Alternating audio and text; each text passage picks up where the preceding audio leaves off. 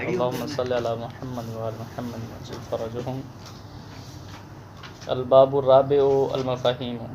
بحث صاحب مفاہیم میں ہے۔ تمہید،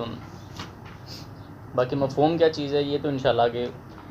ایسا ایسا جو ہے جا کے مزید واضح ہوتا رہے گا کہ مفہوم سے مراد کیا، نزاع ہمارے کس چیز کے اندر ہے مفاہیم کی بحث کے اندر، اور یہ خود بلکہ اس کو ابھی تقسیم بھی اس اعتبار سے کریں گے۔ تمہید فی معنی کلمۃ المفہوم وفی النزاع فی حجیتہ۔ ہماری یہاں سب سے پہلے جو بات ہوگی وہ ہوگی کہ مفہوم جو کلمہ ہے اس کا معنی کیا ہے، ہمارا معنی مقصود اس مفاہیم کی بحث میں کیا ہوگا، اس کے کون کون سے معنی ہیں ان کو ذکر کریں گے۔ نمبر 2 وفی النزاع فی حجیتہ، دوسرا یہ ہے کہ اس کی حجیت کے اندر نزاع ہوگی،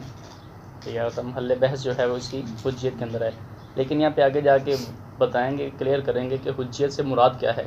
بالفاظ دیگر یہ کہنا چاہیں گے آسا وہ کہ مفہوم جو ہے نا، ٹھیک ہے، یہ نہیں کہ حجت آیا ہے یا نہیں، ہم خود یہ پہلے ثابت کریں گے نزاع کے اندر کہ آیا خود جملہ شرطیہ مثال کے طور پہ خود مفہوم رکھتا ہے یا نہیں، یہ مراد ہے۔ یہ نہیں کہ یہ فرض کر لیا کہ مفہوم ہے اور اب حجت ہے یا نہیں، کیونکہ یہ بحث و مباحث حجت سے تعلق رکھتی ہے، یہ مباحث الفاظ ہیں مقصد اول، تو یہاں پہ تو اس کا کوئی تعلق نہیں بنتا ہے، تو لہٰذا عبارت جو ہے لفظی طور پہ ہو سکتا ہے وہ کہہ رہے ہیں کہ یہ وہم دلوا رہی ہو کہ یہاں پہ اس کی حجیت والی بات آ رہی ہے، ٹھیک ہے، لیکن حجت کی ہماری بحث اس میں نہیں ہوگی، بلکہ یہ ہے کہ آیا خود جملہ جو ہے جملہ شرطیہ مثال کے طور پر وہ خود جو ہے مفہوم رکھتا ہے یا نہیں، یہی مراد ہے اس کے نظام میں۔ وفی اقسام ہی، اور تیسرا جو ہے اس کی اقسام ہیں، مفہوم کے جو 6 قسمیں بیان کی گئی ہیں۔ فہذہ ثلاثۃ مباحث، یہ 3 مباحث سب انہوں نے بنائی ہیں۔ نمبر 1 معنی کلمۃ المفہوم، سب سے پہلے کہ مفہوم کا معنی کیا ہے، کلمہ مفہوم کا۔ تطلق کلمۃ المفہوم علی ثلاثۃ معان، 3 معنی کے اوپر سب اس کا اطلاق کیا جاتا ہے مفہوم کا۔ جب مفہوم کہا جاتا ہے تو اس سے 3 معنی مراد لیے جا سکتے ہیں۔ نمبر 1 المعنی المدلول لللفظ الذی یفہم منہ، وہ معنی مدلول لفظ سے جو معنی مدلول مراد ہوتا ہے، یعنی کیا مطلب، لفظ کیا ہے کہ جو اس سے سمجھی جا رہی ہے چیز وہی اس کا کیا ہے مفہوم ہے۔ مثال کے طور پر قلم، اب قلم کہنے کے بعد جو اس کا مدلول یعنی اس کا جو معنی آپ کے ذہن میں آ رہا ہے، پہلا معنی یہی اس کا مفہوم ہے۔ یا کتاب کہہ دی، یا کوئی مثال کے طور پر لفظ کہہ دیا، درخت کہہ دیا، درخت کا اطلاق کرنے سے جو اس کا معنی مدلول ذہن میں آ رہا ہے، جس کے اوپر وہ لفظ دلالت کر رہا ہے، وہ اس کا مفہوم ہے، یہ پہلے معنی کے اندر۔ فَيُسَاوِقُ كَلِمَةَ الْمَدْلُولِ سَوَاءٌ كَانَ مَدْلُولًا لِمُفْرَدٍ أَوْ جُمْلَةٍ، تو اس اکثر یہ جو ہے نا، یہ ہوگا مدلول، جو کلمہ ہم نے کہہ رہے ہیں نا مدلول، ٹھیک ہے، یہ اس کے اعتبار سے ہوگا، یعنی کیا، سواء كَانَ مَدْلُولًا لِمُفْرَدٍ أَوْ لِجُمْلَةٍ، چاہے یہ جو مدلول مثال کے طور پر آتے ہیں، بعض دفعہ لفظ مفرد ہے، درخت ہے، درخت کہہ دیا، اس کا جو مدلول معنی آ رہا ہے جس کے اوپر وہ دلالت کر رہا ہے، بعد اسے وہ مراد کہ بھئی یہ جو بھی آپ کے ذہن میں معنی آ رہا ہے درخت کا، ٹھیک ہے، وہ اس کا مفہوم ہے، یہ ہے مفرد۔ بعض دفعہ آپ کوئی جملہ لے آتے ہیں، وہ جملہ مضمون جملہ جس کے اوپر دلالت کر رہا ہے، اس کا مفہوم مدلول یعنی جس کے اوپر وہ دلالت کر رہا ہے، یا اس سے جو لفظوں سے سمجھا جا رہا ہے، یہ پہلے معنی میں یہ مراد ہوگا سب مفہوم سے۔ وَسَوَاءٌ كَانَ مَدْلُولًا حَقِيقِيًا أَوْ مَجَازِيًا، اب جس کے اوپر وہ دلالت کر رہا ہے، ٹھیک ہے، وہ چاہے حقیقت سے تعلق رکھتا ہو، مجاز سے تعلق رکھتا ہو، اس میں کوئی فرق نہیں ہے۔ مختصر جو ہے وہ کیا کہ معنی مدلول، اور مدلول کیا کہ لفظ جس کے اوپر دلالت کر رہا ہے، جس طرح کتاب کہا تو کتاب جس کے اوپر دلالت کر رہی ہے یہ اس کا معنی مدلول بناتا ہے، تو یہ مفہوم پہلا معنی ہے۔ پھر آگے بتا دیا یہ مفرد بھی ہو سکتا ہے، جملہ بھی، حقیقت بھی اور مجاز بھی۔ نمبر 2 ما یقابل المصداق، کہ جو مصداق کے مقابلے میں ہے، مصداق کیا، وجود خارجی، ٹھیک ہے، اس کے مقابلے میں جو وجود ذہنی آ جاتا ہے اس کو مفہوم کہتے ہیں۔ فَيُرَادُ مِنْهُ كُلُّ مَعْنًى يُفْهَمُ، اس سے کیا مراد ہے، ہر وہ معنی جو سمجھا جاتا ہے، نہ یہ کہ خاص ایک معنی، جس طرح قلم کہا تو اسے خاص معنی سمجھا جا رہا ہے، لیکن اس معنی میں کیا ہے کہ جو بھی مصداق کے مقابلے میں آئے، وجود ذہنی رکھتا ہو۔ اب سونے کا پہاڑ، ٹھیک ہے، حقیقت میں خارج میں اس کو کوئی مصداق نہیں ہے، ٹھیک ہے، کہ ہم جس طرح پہلے معنی میں اس کو لے جائیں کہ سونے کا پہاڑ کا، تو وہ لفظ کس کو پر دلالت کر رہا ہے، حقیقت میں اس کو وجود خارجی نہیں ہے۔ اسی طرح یعنی وہ خاص ہو جانا تھا، یہ عمومی جہت سے کے اندر تعلق رکھتا ہے، یعنی حقیقت میں چاہے وہ وضع کیا ہی نہ گیا ہو، لیکن پھر بھی آپ کے ذہن میں کچھ نہ کچھ تو اس کا مفہوم ذہنی آ رہا ہے، ذہنی وجود آ رہا ہے، یہی اس کا مفہوم کہلائے گا، جو کہ خارج کے یعنی مصداق کے مقابلے میں ما یقابل المصداق کا جو مصداق کے مقابلے میں ہے فیراد منہ کل معنی یفہم، اس سے مراد کیا کہ ہر وہ معنی جو سمجھا جا رہا ہے، وَإِن لَّمْ يَكُن مَدْلُولًا لِلفظ، اگرچہ وہ لفظ کا مدلول ہی نہ ہو، جس طرح بھی سونے کا پہاڑ کہہ دیا، کیا اس کا مدلول حقیقت میں وجود خارجی کیا ہے ہی نہیں، لیکن پھر بھی آپ کے ذہن میں کچھ نہ کچھ ایک بن رہا ہے وہ جو وجود ذہنی، یہی مصداق کے مقابلے میں مفہوم ہے اس کا دوسرے معنی کے اندر۔ فَيَؤُمُّ الْمَعنَى الْأَوَّلُ وَغَيْرَهُ، اس اعتبار سے اگر یہ دیکھا جائے تو یہ پہلے معنی کو ٹھیک ہے کیا ہے کہ عمومیت رکھتا ہے، شامل ہے، یعنی پہلے معنی کو بھی شامل ہے، کیونکہ پہلا معنی جو ہے وہ خاص ہے اور یہ دوسرا معنی جو ہے وہ کیا ہے عام ہے۔ پہلا کیا تھا، لفظ کا اطلاق ہوتا ہے اور اسے جو چیز سمجھی جا رہی ہوتی ہے، قلم کہہ کر جو چیز فہم میں آ رہی ہے، ذہن میں آ رہی ہے، ٹھیک ہے، حقیقت میں جو اس کا معنی ہے حقیقی بھی ہو سکتا ہے، مجازی بھی ہو سکتا ہے، جس طرح اصل کیا ہے کہ بالفرض شعر کا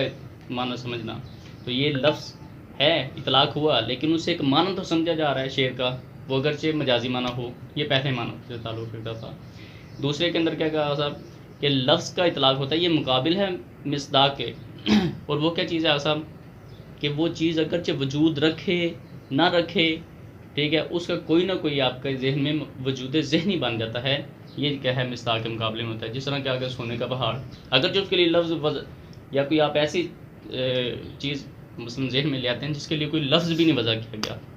آپ کو ایسے ایسے خیال آتے ہیں یا خواب کے اندر ایسے ایسے کوئی حوریں نظر آتی ہیں جن کا ابھی تک لفظ ان کے لیے وضع نہیں کیا گیا، نام آسا، لیکن وجود تو آتا ہے نا ذہن میں، یہ مصداق کے مقابلے میں ٹھیک ہو گیا، خوش ہو جائیں۔ اور تیسرا معنی جو آتا ہے یہ ہمارا مقصود ہے، ما یقابل المنطوق، جو منطوق کے مقابلے میں ہے۔ منطوق کیا ہے صاحب کہ جو مضمون جملہ جس کے اوپر دلالت کر رہا ہے، یہ منطوق ہے، اور مفہوم جو اسے سمجھا جا رہا ہے، ٹھیک ہے، موافق و مخالف اپنی اقسام کے ساتھ۔ وَهُوَ أَخَصُّ مِنَ الْأَوَّلَيْنِ، ٹھیک ہے، پہلے دونوں معنی سے یہ خاص ہے صاحب، ٹھیک ہے، پہلے دونوں معنی سے یہ کیا ہے کہ خاص ہے۔ کس بنیاد پر؟ اس بنیاد پر کہ پہلے لفظ کیا تھا کہ جس کے اوپر لفظ مثلا دلالت کر رہا ہے، ٹھیک ہے، اس سے جو بھی سمجھا جا رہا ہے معنی، اس سے یہ نہیں کہ ہر معنی جو سمجھا جا رہا ہے وہ مراد نہیں ہے، اس سے خاص معنی مراد ہے کہ جو اس کا شرائط کے ساتھ، کیونکہ ہر ایک کے اوپر یہ دلالت نہیں کرتا مفہوم، یعنی ہر جملے کا مفہوم نہیں ہوتا ہے۔ پہلے والا کیا تھا، مفرد کو بھی شامل تھا، جملے کو بھی، یہ مفرد کو شامل نہیں ہوگا تیسرا معنی جو ہے، ٹھیک ہے، اس طرح یعنی اخص ہے، عام نہیں ہے۔ وَهَذَا هُوَ الْمَقْصُودُ بِالْبَحْثِ هُنَا، اور ہمارا جو محل بحث ہے ایسا مقصود، وہ بھی تیسرا معنی ہے منطوق والا۔ وَهُوَ اصطلاح اصولی، کیا سر یہ اصولی اصطلاح ہے نا، ٹھیک ہے، منطوق ابھی اصولی اصطلاح ہے۔ وَهُوَ اصطلاح اصولی يختص بالمدلولات الالتزامیہ للجمل الترکیبیہ سواء كانت انشائیۃ او اخباریۃ، ٹھیک ہے صاحب، یہ اصولی اصطلاح ہے، خاص ہے مدلولات کے ساتھ، یعنی وہ الفاظ کے جو کسی نہ کسی کے اوپر دلالت کرتے ہیں، یعنی اس کا کوئی نہ کوئی خارج میں اس کا وجود ہوتا ہے جس کے اوپر وہ دلالت کر رہا ہوتا ہے، لیکن کون سے مدلولات، جو التزامی ہوتے ہیں، یعنی دلالت التزامیہ جس کو آپ کہتے ہیں، ٹھیک ہے، تو یہ جو اصطلاح اصولی ہے یہ خاص ہے دلالت التزامیہ کے ساتھ۔ مفہوم کی جب آپ بات کرتے ہیں، کون سی دلالت التزامیہ، للجمل ترکیبیہ، کہ مفرد نہیں جملے ہوں گے جو ترکیبی شکل میں ہوں گے، سواء کانت انشائیۃ و اخباریۃ، وہ چاہے جملہ کی دو قسمیں، اخباری ہے یا یعنی خبر ہے یا انشاء ہے، دونوں کو شامل ہے۔ کہنا یہ چاہ رہے ہیں نمبر ایک آسا مفہوم کے باعث میں ہم کرتے ہیں تو یہ دلالت التزامی سے تعلق رکھتا ہے نمبر ایک، نمبر دو یہ مرکب سے تعلق رکھتا ہے، مفرد سے تعلق نہیں رکھتا ہے۔ تو جملہ کوئی بھی ہو، ترکیبی انشائیہ ہو یا خبریہ، دونوں کے اوپر دلالت کر سکتا ہے۔ فلا یقال لمدلول المفرد مفہوم، مفرد کو یہ نہیں کہہ سکتے مفہوم ہے، ٹھیک ہے سر، تو ترکیبی سے یہ چیز کہنے کے بعد یعنی یہ خارج ہوگی، قید لگا دی۔ وَإِن كَانَ مِنَ الْمَدْلُولَاتِ الْالتِّزَامِيَّةِ، اگرچہ یہ التزامی یعنی دلالت التزامی کیوں نہ رکھ رہا ہو، مثال کے طور پر کہا کہ روٹی لے آئیں، اب خود لفظ اطلاق روٹی یہاں پہ اگر مفرد مانا جائے بالفرض تو یہ سالن پہ بھی دلالت کر سکتا ہے، تو دلالت التزامی تو ہے لیکن اس کا مفہوم نہیں ہے، یعنی مفرد ہے نا، مفرد کہا، لفظ ایک مفرد کا جو کہ ترکیب نہیں ہے، جملہ نہیں، آپ مثلا بیٹھے ہوئے ہیں، ہم ادھر بیٹھے ہوئے ہیں، اب کھانا کھا رہے ہیں، سیدھا یہ نہیں پورا جملہ نہیں کر صرف کیا روٹی یا روٹی لے آئیں، چلیں جملہ اگر بنا بھی لیں، روٹی کا ٹائم ہو گیا، صرف ابھی لفظ روٹی اگر آپ مفرد بھی کہہ دیتے ہیں نا روٹی، تو روٹی ہو سکتا ہے سالن پہ دلالت التزامی کے تحت، کیونکہ آپ کا قرینہ بتا رہا ہے کہ آپ کھانا کھا رہے ہیں، سالن پہ بھی دلالت کرے، یہ جملہ نہیں ہے، لہٰذا اس کا کیا ہے کہ مفہوم نہیں نکلے گا، یعنی ایسی کلمات جو ہیں مفردات ان کا مفہوم نہیں ہوتا ہے۔ یہ تو ہو گیا آغاز ہم مفہوم کی وجہ، ہماری جو مراد ہے مقصود ہے وہ کون سا تیسرا معنی ہے، اور یہ مقابلے کے اندر ہے کس کے منطوق کے، منطوق کیا ہوتا ہے جو مضمون جملہ کے اوپر دلالت کر رہا ہوتا ہے، اور مفہوم کیا ہوتا ہے مضمون جملہ پہ نہیں دلالت کر رہا، اس سے جو ایک معنی ایک اور دلالت التزامی کے تحت سمجھا جاتا ہے، ٹھیک ہے، وہ مفہوم کہلاتا ہے۔ آگے اس کی خود یہ تعریف بھی مختصراً کریں گے۔ امل منطوق، منطوق کیا ہے، ٹھیک ہے، وہ مقصود ہم یعنی اصولیوں کی جو مقصود ہے کہ منطوق سے من المنطوق ما يدل علیہ نفس اللفظ فی حد ذاتہ، کہ خود وہی الفاظ جو اپنی ذات کے اندر، ٹھیک ہے، خود حد ذات ہی اس کے اوپر دلالت کر رہے ہیں، یعنی جس کے اوپر وہ اطلاق ہو رہا ہے الفاظ کا، یعنی مضمون جملہ۔ علیکم السلام ورحمۃ اللہ۔ علی وجہ، اس طرح کہ یکون لفظ المنطوق حاملا لذالک المعنی و غالبا لہ، اس طرح سب دلالت کر رہے ہوتے ہیں اس کے اوپر، یہ جو خود لفظ ہوتا ہے حد ذات ہی، ٹھیک ہے، ایسے دلالت کر رہا ہوتا ہے کہ جیسے وہ مثلا علی وجہ یکون لفظ المنطوق، کہ وہ لفظ جو بولا گیا ہے، ٹھیک ہے، حاملا لذالک المعنی، وہ اس معنی کو کیا کر رہا ہوتا ہے، سب سمیٹے ہوئے ہوتا ہے، اٹھائے ہوئے ہوتا ہے، وغالبا لہ، اور اس کا ایک سانچہ ہوتا ہے۔ مثال کے طور پر کہ جب ہم کوئی لفظ بولتے ہیں، ٹھیک ہے، تو اس سے مراد کیا ہے کہ اس کا ایک معنی ہے، جب ہم نے جملہ بولا، لفظ بولا منطوق، ٹھیک ہے، مثال کے طور پہ میں کہتا ہوں کہ اذا طلعت الشمس فالنہار موجود، کہ جب سورج طلوع ہوتا ہے تو دن جو ہے وہ موجود ہوگا، جب سورج طلوع ہوتا ہے دن موجود ہوگا، تب اس لفظ کا یہ اس کا منطوق ہے، ٹھیک ہے۔ اب اس پورے الفاظ کا کوئی نہ کوئی مطلب تو ہے، ایک معنی تو ہے، ٹھیک ہے، یہ جو منطوق ہے اسی معنی کے اوپر یہ بھی دلالت کر رہا ہوتا ہے، یعنی مضمون جملہ بالفاظ دیگر ہم کہہ لیں۔ تو کیا کہہ رہے ہیں صاحب کہ مقصود ان کا کیا منطوق سے، کہ وہی الفاظ حد ذاتی ہی اس کے اوپر کیا ہیں دلالت کر رہے ہیں، وہی لفظ دلالت کر رہے ہیں اس معنی پہ، کوئی اور لفظ دلالت نہیں کر رہا، کیونکہ اگر کوئی اور چیز دلالت کر رہی ہے وہ تو دلالت التزامی بن جائے گی، جو ہمارا اس کا اپوزٹ ہے منطوق کا مفہوم بن رہا ہے، وہی الفاظ اس کے اوپر اسی طرح دلالت کر رہے ہیں جو وہ کہنا چاہ رہے ہیں۔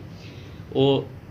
بالفاظ دیگر مثلا کس طرح کہ یہ منطوق جو ہے، ٹھیک ہے، یہ الفاظ ہیں نا، چونکہ یہ معنی کو پروئے ہوئے ہیں، یعنی ان کے اندر ایک معنی بھی موجود ہے، اور یہ اس کا سانچہ ہے، کہ جس طرح سانچے کے اندر چیز ڈالتے ہیں، اس کے اندر الفاظ کے سانچے میں کیا چیز ہے، معنی پڑے ہوئے ہیں۔ فیسمی المعنی منطوقاً، ٹھیک ہے، اب معنی کو منطوق کہا جا رہا ہے، یعنی اصل میں جب منطوق ہے تو ہمارے تو لفظ اصل میں ہم بولتے ہیں نا، معنی تو نہیں بولتے، اس سے ایک معنی جو ہے مضمون جملہ سمجھا جاتا ہے، تو ہم نے جب کہ لفظوں کو جو ہے ٹھیک ہے منطوق کہنا چاہیے، جبکہ ہم معنی کو کیا کہہ رہے ہیں کہ منطوق ہے، ٹھیک ہے، کیونکہ خود ایک منطوق جو ہے معنی پہ بھی دلالت کر رہا ہے مضمون جملہ کے، تو کہتے ہیں فیسمی المعنی منطوقاً، یہاں پر جو ہے معنی کو منطوق کہا جا رہا ہے، تسمیۃً للمدلول باسم دال، یہ مدلول کو نام دیا گیا ہے دال کا، مثلا کس طرح لفظ دلالت کر رہا ہے کس کا، یہ معنی ہے، لفظ دلالت کرے گا نا، تو لفظ جو بولا گیا وہ منطوق ہے نطق سے، کہ جو بولا گیا ہے، لیکن مراد اس کی وہ لفظ نہیں ہے، مراد اس کی وہ معنی ہے کہ جو اٹھائے ہوئے ہے جس کو وہ لفظ، ٹھیک ہے، لیکن ہم اس کو یہ نہیں کہتے معنی، ہم اس کو کہتے ہیں منطوق، ٹھیک ہے، لیکن حقیقت میں کیا چیز ہے کہ اس سے مراد وہ معنی ہوتا ہے، لیکن معنی کو چونکہ وہ لفظ والا منطوق نام دیا گیا ہے تو کہتے ہیں مدلول کو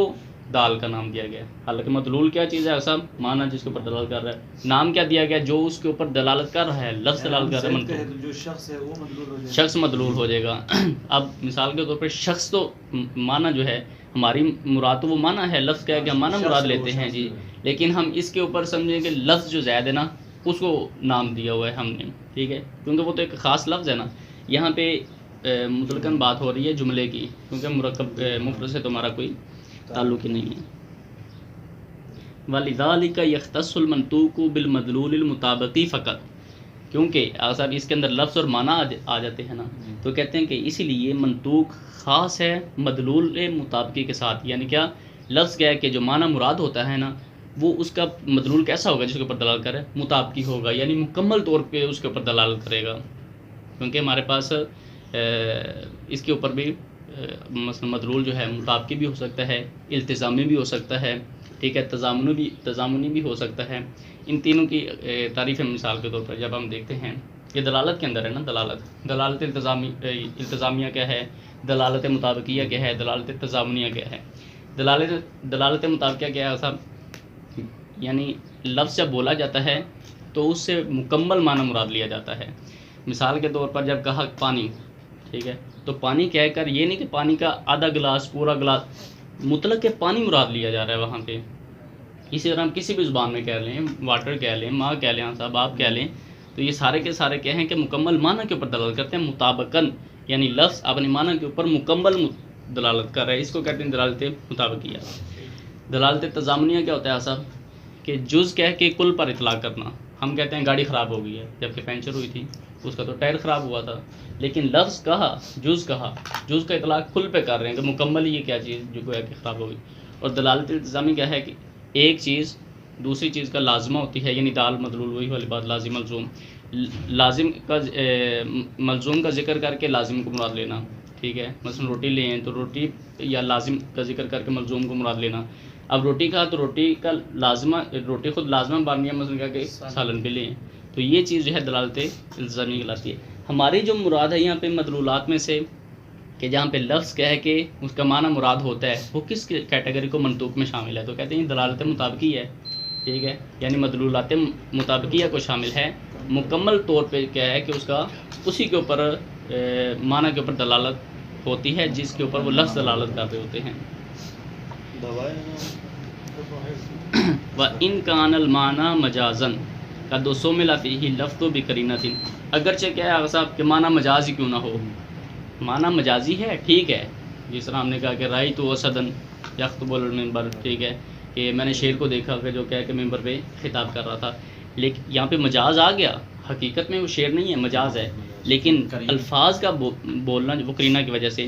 قرینہ ہمیں بتا رہا ہے کہ یہاں پہ معنی حقیقی نہیں ہے، مجاز ہے، یہ تو سمجھ میں آ گیا، ٹھیک ہے، لیکن خود لفظ جو بول رہے ہیں رأیت الاسد یخطب علی المنبر، یہ مکمل طور پر مطابقی طور پہ کیا ہے کہ اپنے معنی کے اوپر دلالت کر رہے ہیں۔ دلالت یعنی اس کو مدلولات مطابقہ میں سے شمار کریں گے، یہ نہیں کہ اس کا لازمہ یہ بنتا ہے کہ یہ،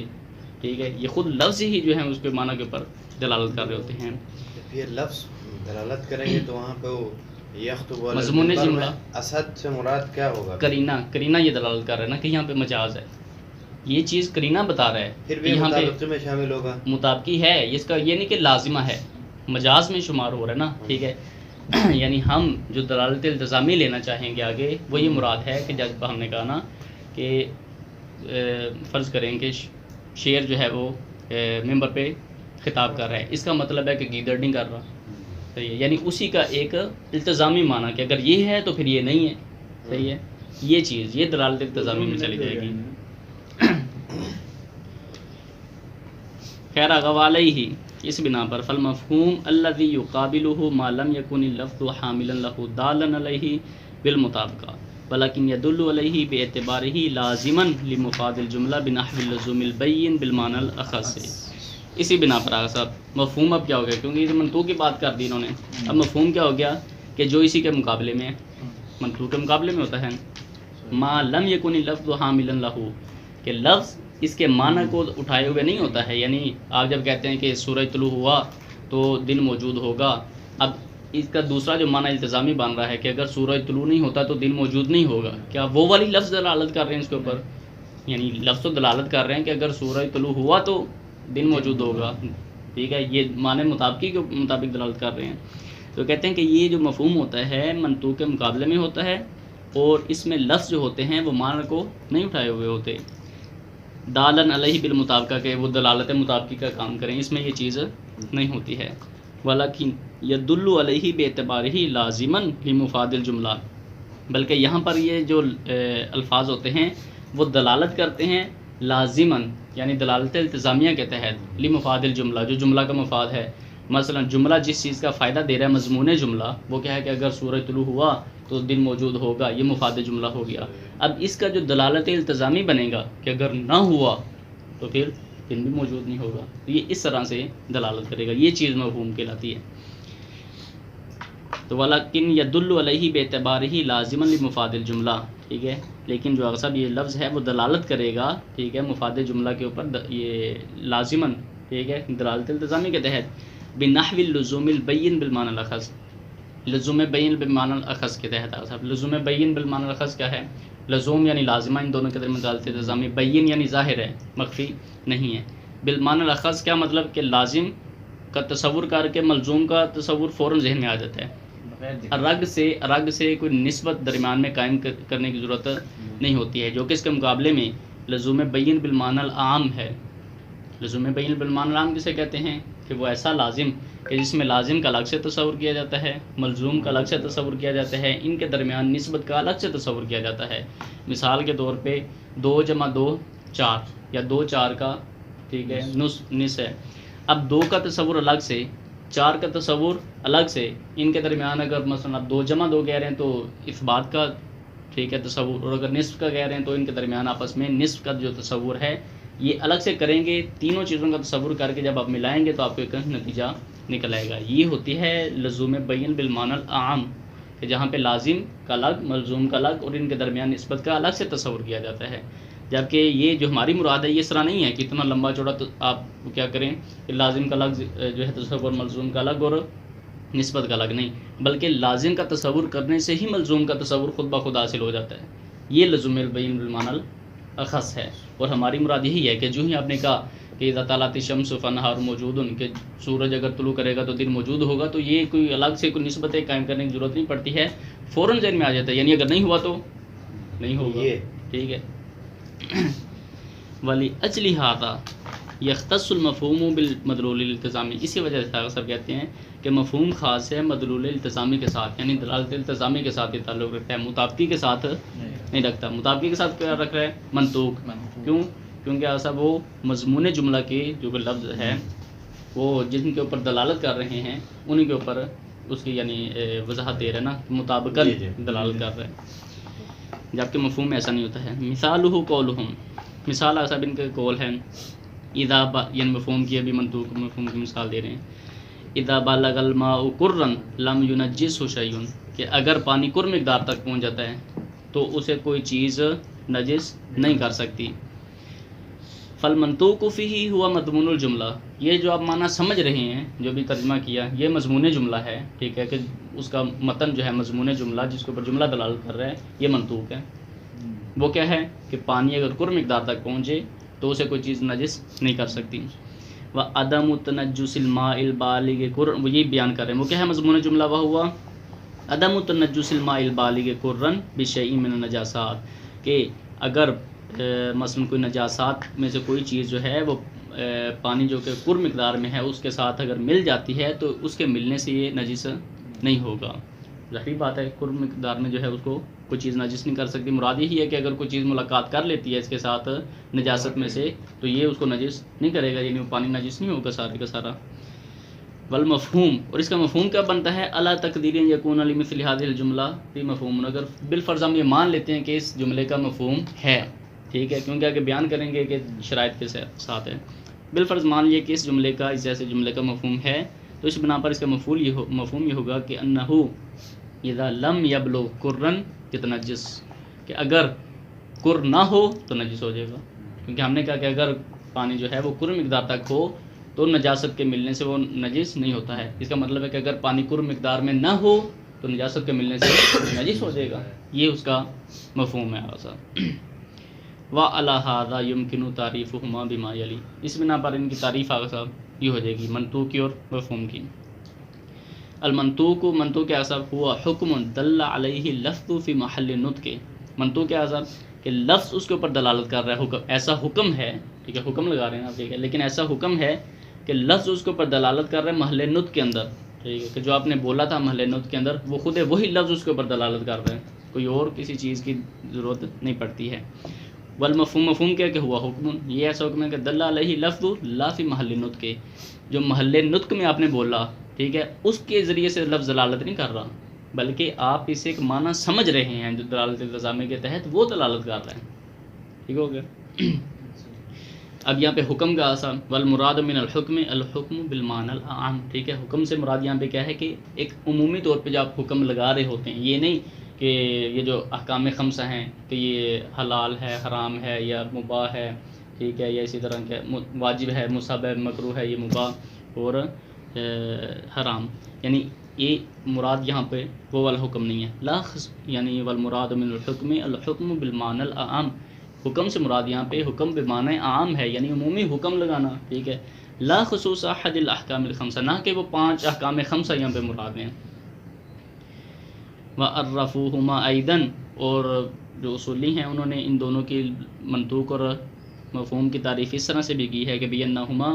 حکم مذکور و حکم غیر مذکور، ٹھیک ہے، وہ حکم کہ جس کو ذکر کیا گیا ہے منطوق ہو گیا، اور وہ حکم کہ جس کو ذکر نہیں کیا گیا، یعنی اس کے اندر نہیں نا ذکر ہے، اس کا بھی حکم کہ سورہ طلوع ہو رہا ہے نہیں ہو رہا ہے، تو یہ حکم اس کے اندر ذکر لفظ کے اندر ذکر نہیں ہے بلکہ آپ سمجھ رہے ہیں، تو یہ حکم غیر مذکور منطوق مفہوم ہو جائے گا۔ اور اسی طرح اور تعریف وَأَنَّهُمَا حُکْمٌ لِمَذْکُورٍ وَحُکْمٌ لِغَیْرِ مَذْکُورٍ، کہ حکم ہے، حکم لگا رہے ہیں آپ، ٹھیک ہے، کس کے لیے؟ ایک مذکور کے لیے جو کہ منطوق ہو گیا، اور حکم لگا رہے ہیں ایک ایسی چیز کے لیے جو کہ ذکر ہی نہیں کی گئی، آپ وہ سمجھ رہے ہیں، ٹھیک ہے، تو وہ مفہوم ہو گیا۔ وَكُلُّهَا لَا تَخْلُو عَنْ مُنَاقَشَاتٍ طَوِيلَةِ الذَّيْلِ، ساری تعریفیں جو ہیں ان میں مناقشے ہیں، ایسا نہیں کہ ٹھیک ہے بالکل صحیح کہہ رہی ہیں جا رہی ہے، ہر چیز میں کہیں نہ کہیں مناقشہ آ جاتا ہے، یہ مناقشے سے خالی نہیں ہیں۔ لیکن جو والذی یحون الخطبہ، لیکن جو چیز ہمارے اس امر کو جو کم کر رہی ہے، انہا تعریفات لفظیۃ لا یقصد منہا الدقۃ فی التعریف، یہ ساری لفظی تعریفیں ہیں، ٹھیک ہے، یعنی جس طرح لفظی تعریف آپ کر رہے ہیں یہ منطوق کی مفہوم کی، اس سے مقصود جو ہے ہمارا، ٹھیک ہے، یہ نہیں کہ تعریف کے اندر دقت ہونی چاہیے کہ نہ جامع الشرائط ہو، موانع الاغیار ہو، جامع ٹھیک ہے افراد ہو، وہ بالکل اس طرح جنس فصل یہ وہ کر کے کہ ایک لفظ بالکل ایگزیکٹ ہونا چاہیے، اسے ایک لفظ بھی ضرورت، یہ ہمارا مقصود یہاں پہ نہیں ہے، بس یہ کیا چیز ہے تقریب معنی کے لیے کہ معنی کو ذرا قریب کر دیتا ہے سمجھانے کے لیے۔ والمقصود منہا واضح،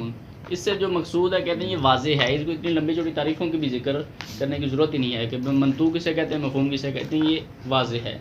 کما شرحنا، جیسے ہم نے اس کی وضاحت کی ہے، تو اس کو سمجھنے کے لیے کوئی لمبی چوڑی تعریفیں کی جائیں، الگ سے ذکر کیا جائے، اس کی ضرورت ہی نہیں ہے۔ جی آغا جی پڑھیں گے 2 النزاع فی حجیت المفہوم، مفہوم کی حجیت میں نزاع، ہم نے پہلے بھی ذکر کیا کہ پہلی بحث ہو گئی ہماری کہ مفہوم کا معنی کیا ہے،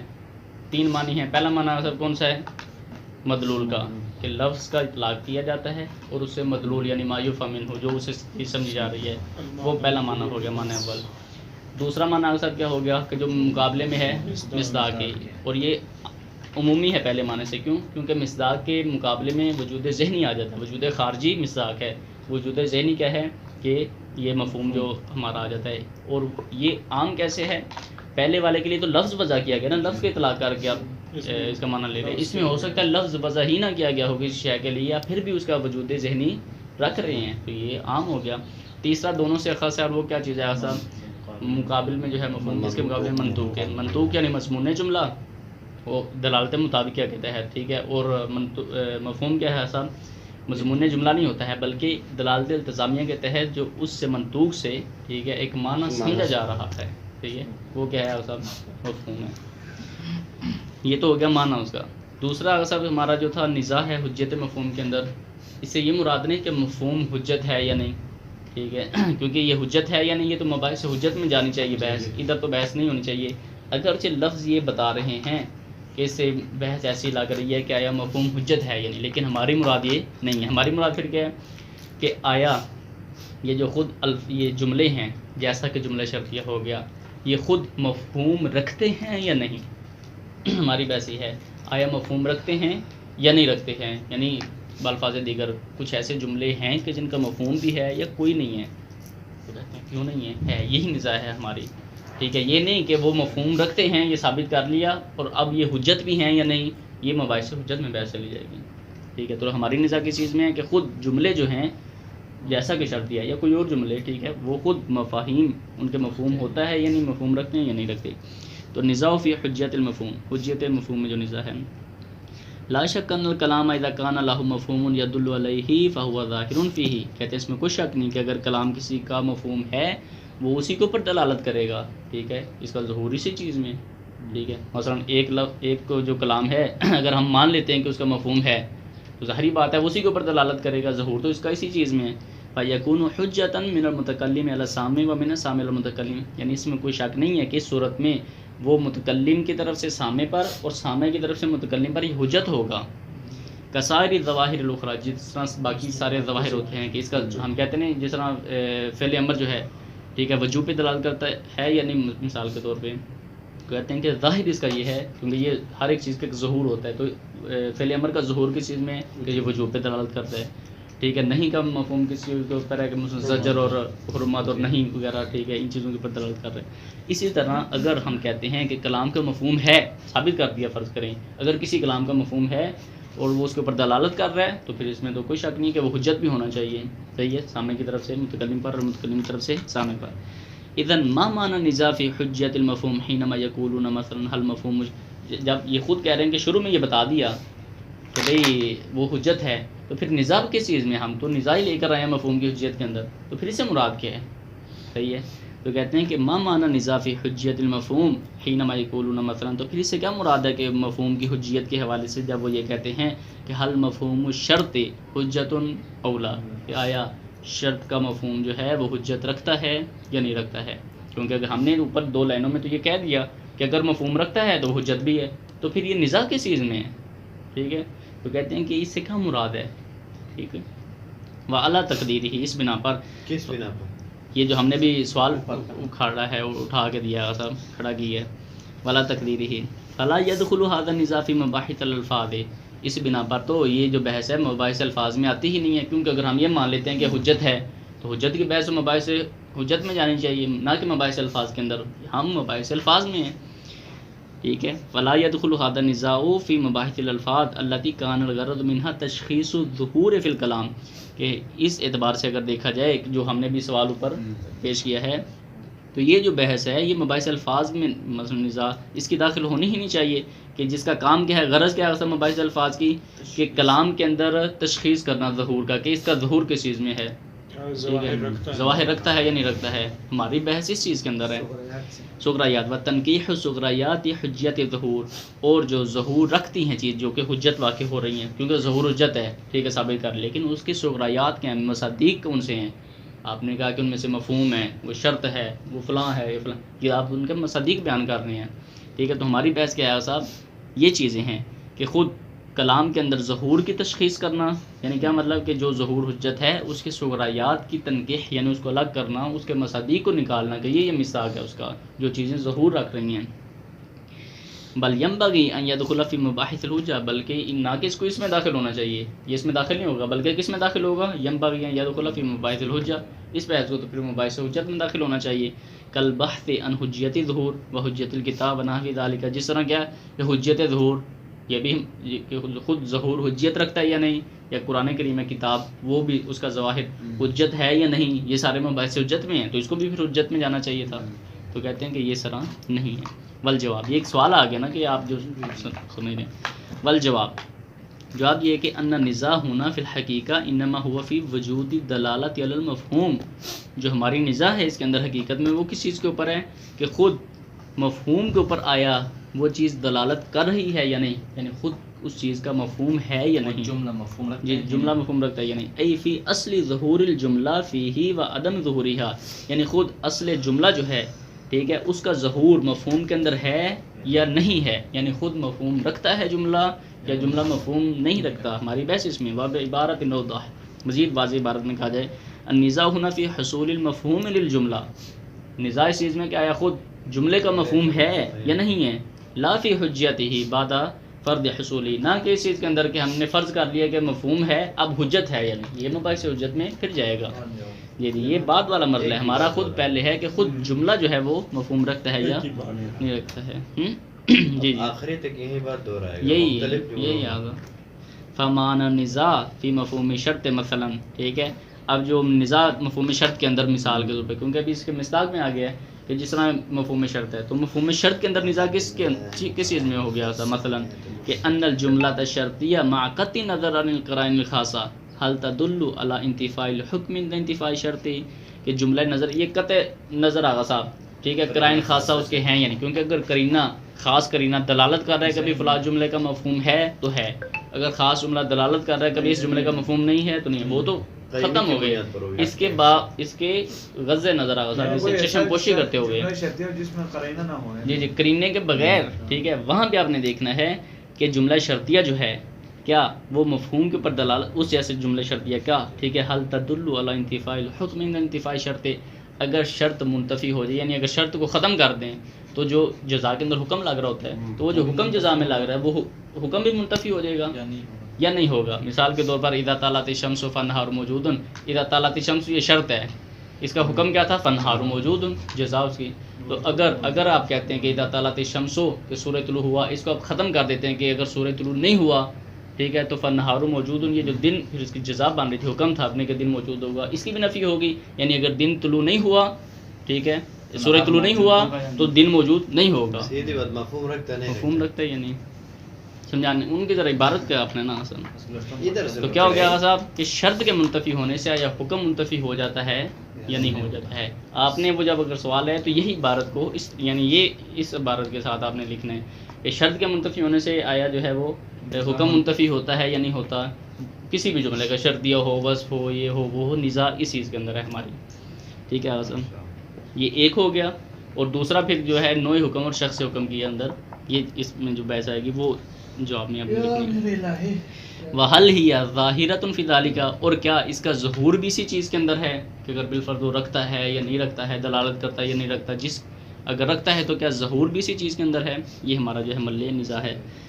لا انہ بعد دلالتها یعنی دلالت جملہ شرطیہ علی هذا المفہوم و ظہورها فیہ یتنازع فی حجیتہ، اس میں بحث نہیں ہے کہ جملہ شرطیہ جو ہے وہ دلالت کرتا ہے مفہوم کے اوپر اور اس کے اندر ظہور بھی رکھتا ہے، ٹھیک ہے، اب آیا حجت ہے یا نہیں، اس میں ہماری بحث نہیں ہے۔